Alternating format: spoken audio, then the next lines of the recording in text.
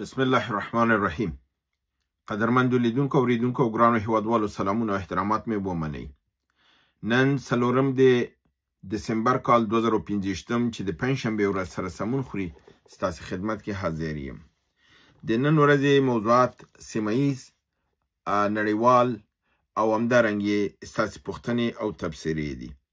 مخکې له دې نه چې خپل برنامه ته شروع کوم، دوه ټکي ډېر راته اړین ښکاري چې په هغې خبرې وکړم. یو دا دی چې ما ستاسو قدرمندو دوستانو نه دا وغوښتل چې دا زما برنامې دوستانو سره شریکې کړئ، سبسکرایب یې کړئ، لایک یې کړئ، او نن الحمدلله د هغې ډېر ښه نتایج راغلل. کم از کم 200 کسانو سبسکرپشن نن کړی و، یعنې نسبت نورو ورځو نه دا ډېر ښه و. نو هیله دا ده چې همدغه وساتو، ټرین وساتو، تر څو چې موږ تاسو یو ښه هدف چې دی هغې ته ورسیږو او تعداد دې زموږ د ګروپ زیات شي. ځکه چې زما دا کلیپونه، زما برنامې تاسو ته معلومې دي کم از کم 18 چینل نه زیات دي مختلف چې هغوی زما کلیپونه اخلي، نشروي او دوستان یې هلته ګوري. نو که تاسو زما دغه چینل چې تاسو پکې لګیا سئ، فعالیت کوئ او تاسو کومنټ لیکئ، زه د هغې ځواب ورکوم. دغه زما چینل دی. دغه تاسو که سبسکرایب کړئ، دوستانو سره شریک کړئ، نو د نورو چینلونو ته به بیا ستاسو ضرورت نه پیښیږي او زما لپاره به هم دا بهتره کیږي چې زما اواز مستقیما تاسو رسیږي او زه ستاسو کومنټ، ځکه نورو چینلونو کې خو زه کومنټ بیا نه ګورم. بعض دوستان دي ماته وایي چې موږ سوال لیکلی او تا ځواب رانه کړ. نه پوهېږم هغې سوال به کوم چینل کې د کوم نوم لاندې لیکلی. کېدای شي ډېر چینلونه زما په نوم باندې کار کوي، هلته به یې کومنټس لیکلي، ما جواب نه وي ورکړي. نو دا ممکنه ده. بله دا ده چې زموږ تاسو الحمدلله په د خویندو په تعداد کې ورځ په ورځ زیاتیږي. د تازه خویندې چې زموږ سره یو ځای شولې او خپل کومنټسونه هلته لیکلي دي، خپل نظریات یې لیکلي دي. په هغې کې پلوشه خاور، حبیبه عزیزي، زکیه ابهد او کریمه نظري دا څلور خویندې نور هغه خویندو سره چې ما پرون او بله ورځ نومونه واخیستل، دا دغه شوي دي. انشاءالله دغه فعالیت نور هم د کېږي او چې ګورئ د دوی ټولو دا فعالیتونه ډېر مثبت دي، ډېر ښه نظریات ورکوي، ډېر ښه دغه. او ځکه زه دوستانو ته وایم چې راشئ دا کومنټس ټول لولئ. نن ما کم از کم پرون مې 2500 کومنټس لوستي وو، نن مې 400 کومنټس ولوستل. 400 ستاسو دغه بیانونه هلته نظریات، او زه هر یو دقیق لولمه په دې چې زه باید ځواب ورکم. او کوم دوستانو ته چې د کومې پوښتنې ځواب ورنکړم، هغه په تاسو په دې مطمئنه اوسئ چې هغه پوښتنه مخکې ما نه شوې ده، نو ما ځکه نه ده ځواب کړی. زه تکرار نه غواړم دا شي، او اکثرا پوښتنې تکراري دي. یا خو دا دی چې هغې برنامې نه دي لیدلي، یا دا دی چې پوه شوي نه دي په خبر باندې، نو په تکراري دغه کې زه خو اکثرا بعضې پوښتنو ته تکرار هم ځواب ورکوم. خو یو چې د نهایت زیات چې په 10 ورځو کې فرضاً 15 ځلې یا ما یو پوښتنه راشي، بیا نو د هغه ځواب ورکول ښه خبره نه ده. راځم خپل موضوعاتو ته. د اول پوښتنې چې زه نن را اخلم، چون موضوع منطقه‌یي، سیمه ییزه او نړیواله ده، نو او د پوښتنو په ذریعه مخکې له دې نه چې خپله پرې تبصره وکړم، پوښتنې به م ووایم او هماغه تبصره چې ما غوښتله چې په دې موضوع باندې وکړم هغه به هم در سره شریکه شي. احمد هیدوچشمه اته توی دا وایي چې پاکستاني رسنۍ وایي چې ازبکستان روسیې ته اپیل کړی دی چې فوج راولي. آیا افغانستان په ګټه به وي او که نه؟ دا یو ورور دا پوښتنه کړې. بل په نامه د غفار عطایي همدارنګې پوښتنه کړې ده چې آیا د روسیې نظامیان چې تاجکستان او د ازبکستان د افغانستان سیمې ته راځي، دا د افغانستان لپاره کوم خطر خو نه دی؟ بله پوښتنه همداسې د په همدې موضوع کې سید هاشمي کړې ده. د تاجکستان او افغانستان مرز باره کې ویل کېږي چې روسان مرز ته راځي، آیا دا څنګه څېړئ؟ قدرمندو ورونو او خویندو، دا موضوع تاسو معلومه ده چې د سیمه کې دا جنگ چې دی دا زموږ او تاسو جنگ نه دی. که دغه پاکستان هم چې کومه لوبه تاسو سره روانه کړې ده، د ده په اختیار کې نه دی، د شاته لوی قوتونه دي. دلته جنگ د روس او چین او د امریکې دی. دغه چې افغانستان ته داعش یا په بې ثباتي راځي د ده هدف دا دی چې د افغانستان د لارې نه استفاده وشي د روسانو په خلاف باندې او منځنۍ اسیا بې ثباته کړي تر څو چې د منځنۍ اسیا بې ثباته شي نو د روسیې فکر چې هلته د یوکراین سره دی او د یوکراین نه بعد که موضوع حلیږي د روسیې فکر د پولینډ سره دی نو دا ډیره لویه مهمه موضوع ده د اروپا او د امریکا لپاره د لپاره دی غواړي چې د داعش په ذریعه باندې روسان په دې سیمه کې مصروف وساتي نو د همدې بابت نه تاسو ګورئ چې د داعش او دغې په هغې کرښه کې دي او په دې شي کې تاسو معلومه ده چې د دې داعش تر شا پاکستان دی پاکستان داعش ټریننګ کوي دغه کوي او د دې لپاره پاکستان پیسې اخلي نو د دې د افغانستان د لارې نه منځنۍ اسیا ته ځي هم افغانستان بې ثباتۍ کې لاس لري او هم د سیمې په بې ثباتۍ کې دا لاس لري د ده لپاره چې دا روښنایي مې په دې واچوله چې تاسو ذهن کې چې بیکګراونډ یې دا دی د ده لپاره ما په خپله په دې یو نیم دوه کالو کې زما برنامې که تاسو وګورئ ما دا همیش دا ویلی دي چې یو سیمه ییز امنیتي تړون پکار دی په افغانستان او د منځنۍ اسیا او د روس او د چین او د ایران د دې ټولو سره یو خو دا چې افغانستان به محفوظ شي بل دا د ملکونه چې دوی ته خطر متوجه دی د دوی نه به هم خطر لرې شي نو د ده لپاره دغه امنیتي تړون چې دی دا د سیمې ملکونو سره کیږي او هغوی به خپل قواوې سرحد ته راولي او دې غاړې نه به افغانستان خپل سرحد ټینګوي نو دلته به هغه امکانات د داعش او د دې ضرر رسول هغه غاړې ته ځکه اوس ګورئ حمله په دغې باندې کړې ده په تاجکستان باندې پاکستان کړې ده دا اوس د امنیتي ادارو د روسیې هم دا تایید کړې ده چې دا کومه حمله په دغې باندې شوې ده پر تاجکستان باندې او چینایان وژل شوي دي د دې تر شا د پاکستان لاس دی پاکستان ولې دا کار کوي لپاره دی چې سیمه بې ثباته کړي افغانستان بدنام کړي او تاجکستان ته ووایي چې ته ما سره باید ودرېږي افغانستان دا دی په تا باندې حمله کوي کیدای شي همدغه کار د ازبکستان سره مو کړي همدغه کار د بل اسیایي ملک سره مو کړي تر څو افغانستان بدنام کړي او د دې نه دوی ګټه واخلي د ده لپاره د روسیې د قواو راتګ افغانستان لپاره خطر نه دی بلکې د دغې سیمه کې د داعش باندې نظارت کول د ده مخه نیول او کله که د دې مخه ونیول شي دې ګټه دا ده چې افغانستان به هم بیا د دې شر نه محفوظه شي افغانستان باندې به تهمت نه ویل کیږي او بل دا دی چې افغانستان به د سیمې ملکونو سره همکاري کوي په دې بابت کې د ده لپاره د روسیې راتګ او بل دا دی چې روسیې قوا داسې نه ده چې دلته موجوده نه وه د روسیې قوا په تاجکستان کې د مخکې نه موجوده وه او الته صرف متحرکي راوړي سرحداتو ته او ازبکستان غوښتي دي چې روسیه ورسره همکاري وکړي دا کار دوی باید 4 کاله مخکې کړی وای دا هماغه وخت کې موږ ورته ویل دا کار وکړئ دا سیمه محفوظه کړئ تاسو به هم خطر نه بچاستئ افغانستان به هم د خطر نه بچي او په افغانستان باندې به څوک تهمت نه وایي ځکه چې افغانستان وایي چې زه تاسو سره همکاري کوم زما د سیمې نه به تا باندې څوک نه راځي خو تاسو خپل سیمې خو ټینګې کوئ که نه تاسو خپل سیمې ټینګې کوئ زه به خپله سیمه ټینګه کړم نو د دې لپاره دا د افغانستان په ګټه دی په ضرر نه دی که روسان خپل قوا هلته راوړي ځکه چې روسانو افغانستان کې سبق اخیستی دی روسان په 100 کال کې دا تصور هم نشي کولی چې افغانستان ته کږي وګوري یا هغوی ته دا معلومه ده دا د غومبسو ځاله ده هغوی دلته نه راځي همدارنګې د افغانستان د بهرنیو چارو وزیر امیر خان متقي د تاجکستان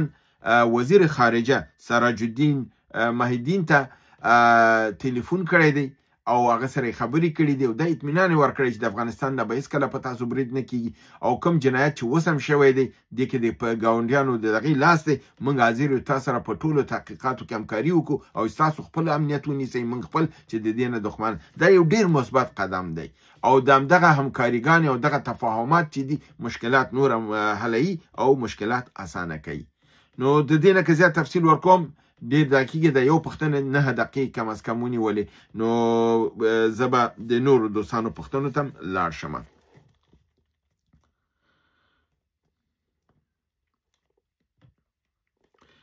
شیر محمد فیضي ورور وی که ممکنه وي چې په هفته کې یو ځلې یا 2 ځلې حد اقل د ښځو د مکاتبو او د حقوقو په مسلې باندې حتما باید خبرې وشي که هره ورځ یې نه کوئ په هفته کې یو ځلې 2 ځلې باید وکړئ زه د دې ورور ته دومره باید ویم چې زما تنه دا برنامه نه ده زه چون نړیوالې برنامې او تلویزیونونو کې ډېرې کوم 4,000 نه زیاتې برنامې دي یعنې که مبالغه نه کم یې درته ویم په 2000 برنامې به زما د ښځو د حقوقو د تعلیم او د دې په مسایلو باندې په کې بحث ضرور شوی دی. د دې نه زیات خو زه فکر کوم نشم کولی. د 4,000 نه یعنې دا ویلی شم تر 3,000 پورې به دا موضوع پکې، خو که دې ډېر دغه نه نو په 2,000 کې خو بالکل دا موضوع ما دا کړې ده. او د زما د ټولو نه زیات دا موضوع ما په دې دا کوله چې همدغه نه اسلامي امارت دغه و چې ما ته ویلې دا نور دا موضوع دومره ته نه یادوي او ته ولې دومره دا کوې. ما ویلې چې دا زمونږ مشکل دی د خاورې دی، زمونږ دا ستونزې جوړې باید دا حل شي. نو په دې بابت باندې چې زما څومره د وسه کېږي زه په دې باندې چې بې ربطه خبرې نشم کولی. موضوع باید ربط ولري چې خبرې وکړو. نو زه به کوشش کوم چې همیش خبرې مې پرې کړي دي او خبرې پرې کوم. محمد افغان 2 اتیا وایي چې د واخان کوریډور چې دی چین سره تړل شوی دی او کېدای شي دا افتتاح شي. آیا دا خبره درسته ده که نه ده؟ دا خبره درسته نه ده، لپاره دی چې خامه سړک لږ کار پرې شوی دی او کمی کمپنۍ ته چې کار سپارل شوی دی د 80 کیلومتره او د هغې سره قرارداد شوی دی. دا سړک کم از کم 380 کیلومتره دی یا 180 کیلومتره دی، 300 نه زیات دی. نو دا اوس 80 که دا رقم کېږي دا لږ ډېر وخت نیسي. د چینایانو سره تر اوسه دغه تړون نه دی شوی چې هغوی خپله اخوا نه راشي او ملاتړ وکړي او دا مسله په قوت سره او په دې دغې سره شروع شي. نو د ده لپاره د دې د افتتاح مسله درسته نه ده او دا په دې نږدې وختونو کې فکر نه کوم دا شي. په دې باندې کار روان دی. دغه سږ کال چې تېره شوله اوس خو هلته واورېدي بیا دا کېږي، نور کار نه کېږي. واخان په لاره باندې صرف 6 میاشتې کار کولی شي، 6 میاشتې نور کار نه شي کولی. نو د 6 میاشتو نه باید اعظمه فایده همدې لپاره 80 کیلومتره دا که 80 کیلومتره به آینده کال کې همدار که چینایان سره خبرې وشوله چې 80 دی کړي 80 نور وکړي 140 او 140 اخوا نه چینایان راشي، نو دا به په یو کال کې ډېر زر دغه شي. او د دې لپاره پروګرام دا دی چې سړک به هم جوړېږي، ریل خط به هم جوړېږي او دغې چون دا سړک ډېر اوږد دی 300 کیلومتره ډرایور سره کېږي، باید مېلمستونونه اوسي، د ډوډۍ لپاره ځایونه اوسي، پټرول سټیشنونه اوسي. دا ټول موضوعات باید مد نظر ونیول شي. خالد خان ارمان وایي چې ملګرو ملتونو امنیتي څانګې ویلي چې افغانستان د پاکستان کړکېچ به موږ حل کړو. پر میز باندې یوازې پاکستان او ملګرو ملتونه به کینی او که افغانستان ته به هم بلنه ورکوي. ښکاره خبر ده چې افغانستان ته به بلنه ورکوي. بې له افغانستان نه خو دا موضوع نشي حلېدلی چې افغانستان په میز نه وي نو بیا استدلال به د پاکستان سره څه کوي، پاکستان به یو طرفه خبرې کوي. دا عقلي او منطقي نه ده. حتما چې ملګرو ملتونو اقدام کوي نو د دواړه طرفه په افغانستان به هم ځي، اسلامي امارت به هم ځي او هغوی به هم راځي سره به کیني خبرې به کوي. خو زه فکر کوم د هغې نه مخکې د ایران کنفرانس دی، یو ځل هغې نتایج معلوم شي بیا به ملګرو ملتونه اقدام کوي. رحیمه اکبر خور لیکلی دی چې د کونړ په بند باندې ولې بند نه جوړیږي. څو هفتې مخکې ملا هیبت الله امر ورکړی و دا که جوړ شي دا د پاکستان باندې د اتم بم نه پسې قوي ولویږي. په دې متعلق معلومات دا کړي دي. د کونړ بند باندې بالکل امر شوی دی، د هغې فیزیبیلیټي ریپورټ باندې کار روان دی. تاسو معلومه ده داسې بندونه په اسانه ما تاسو په بله ورځ ما په دې باندې بحث کړی و چې وړوکې دغه چې دا بندونه جوړېږي په هغې باندې فرضاً لږه پیسې لګېږي، لږ وخته کېږي. لوی بند چې جوړېږي په هغې باندې ډېره پیسې لګېږي. ډېر بندونه زر نه جوړېږي. د وړوکې نه وړوکې بند 15 کاله، غټ نه غټ بند 2 کاله تر 10 کاله حتی 15 کاله وخت نیسي او د هغه لپاره بودیجه د 15 میلیارډ نه تر 10 میلیارډو تر 15 میلیارډو ډالرو پورې پکاري. او د دې افغانستان د دې بندونو کې هم هندوستان علاقه ښودلې ده، هم چینایانو. د ده لپاره فیزیبیلیټي راپور به جوړېږي، بیا به د هغې سرمایه تعینېږي. بل د ټولو نه مهم دا دی که هندوستان دې سیمې ته راځي پاکستان خو به حتما بریدونه پرې کوي. د هغې هغه ټول امنیتي ساحه ټوله مد نظر نیول کېږي، څومره مصرف پرې راځي، هغې نه بعد بیا په ده باندې اقدام کېږي. امر شوی دی، کار پرې روان دی، مګر د پیاده کول به حداقل 1.5-2 کاله نور هم نیسي. د مین هیر 8773 وایي چې ته وروره ما ته د رهنمایي کړې ده چې د برنامو تر څنګ دی باید یو پلی لیست جوړ کړي، یعنی د خپل پروګرام لپاره یو لیست جوړ کړي چې په تاریخي مسایلو باندې بحث وکړي او ځوانان د تاریخ نه آګاهي نه لري. دویم دا دی په سیاسي موضوعاتو باندې، سیاسي او مسایلو باندې دغه کې تاریخي په هغې باندې بحث وکړي. زه وروره وخت په وخت به دې مسایلو بحث کوم، خو کله که ما یو ځلې تاریخي بحث شروع کړه، تاسو معلومه ده تېره اونۍ مې وکړه، 4-5 ورځې بیا نور مسایل ما نشو کولی، ځکه دا ډېر جنجالي مسایل دي. د افغانستان خلکو ناپوهي د حد نه زیاته ده، جهل نهایت د حد نه زیات دی. دلته غني پسې خبرو وکړه، حتی تحصیل کردی راځي در سره لاس و ګریوان کېږي. دلته ته د نجیب نوم واخله، بې له دې چې وګوري چې نجیب څه کړي دي یا څه کړي دي، راځي در سره جنګ کوي، ستونزې جوړوي. نو دې مسایلو باندې ما وخت په وخت خبرې کړي دي او کوم، خو مکمل وخت ورته نشم ورکولی لپاره دی چې زه په جنجال کې نخلم. دا موضوعات چې د دوستانو دي دا بیا پاتې کېږي، بیا د دې کې هم ټول ګیله کوي. تا خو ځکه چې اورېدونکي مختلف دي، بیا وایي تا په دې بحث ونه کړه، تا په دې بحث ونه کړه، دې لپاره مشکلات ما ته بیا زیاتېږي. نو زه خپل وخت ته ګورم او موضوعاتو باندې بیا بحث کوم. پوټین اروپا او امریکا ته ویلي که جنګ غواړئ نو داسې ځواب به درکړم چې په د خبرو کولو لپاره بیا به څوک میز ته پاتې نشي. یعنی که اروپا او امریکا چې جنګ غواړي، ځکه هغوی لګیا دي تیاری نیسي، نو روسیې دا اخطار ورته ورکړی دی چې که دا جنګ کېږي نو کوم جنګ چې ما یوکراین کې کړی دا به هغه جنګ نه وي، دا به جنګ به د هغه نه مختلف وي. دا رقم جنګ به کېږي چې بیا د مذاکراتو د میز لپاره څوک پاتې نشي چې خبرې وکړي، یعنې ټوله به تباهي به وي. همدارنګه ټرمپ اسرائیل ته خبرداری ورکړی چې د سوریې باندې بریدونه د خپل بند کړه، ځکه چې بریدونه یې کړي د څو ورځې، او ویلي چې سوریه لبنان نه دی او موږ د جولاني نه خوشحاله یو، زموږ ډېر ښه غلام دی او موږ ترې نه مطمئن یو. نو په دې به دغه کې ته ګوتې مه وهه، که نه زموږ د عکس العمل سره به مخ شي. نو تاسو معلومه عکس العمل دا دی چې هغه کوم مرستې چې ورسره کوي هغه به دا کېږي. همدارنګې د حیرتان بندر چې دا تیرو 4 کالونو نه بندو، ویل کېږي چې پس له 4 کالو نه پرانیستل شو او د ده لارې نه به تجارتي کارونه شروع کېږي او خلک به د ترانزیت ویزو په اساس باندې هم اخواته تللی شي. همدارنګې روسیې پاکستان ته اخطار ورکړی دی چې د افغانستان بې ثباتي د سیمې بې ثباتي ده، منطقه به نه بې ثباته کوي، دا ټول ته تهدید پیدا کوي. که په دې صورت کې تا په افغانستان باندې حمله وکړه، موږ به د افغانستان تر څنګ ودرېږو او هر نوع ممکنه همکاري به د دې سره کوو.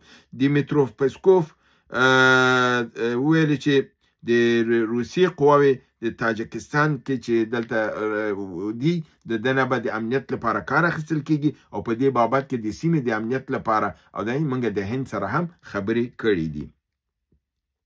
آخر خبر مې نن دا دی چې د وزیرستان شمالي په بنو کې مجاهدینو پر پوځ باندې برید کړی دی، 3 پولیس وژل شوي دي او اسلحه او دای تنې نه غنیمت اخیستل شوي دي. هیله ده چې برنامه وګورئ او خوښه کوي، سبسکرایب یې کوي، لایک یې کوي، دوستانو سره شریکه کوي.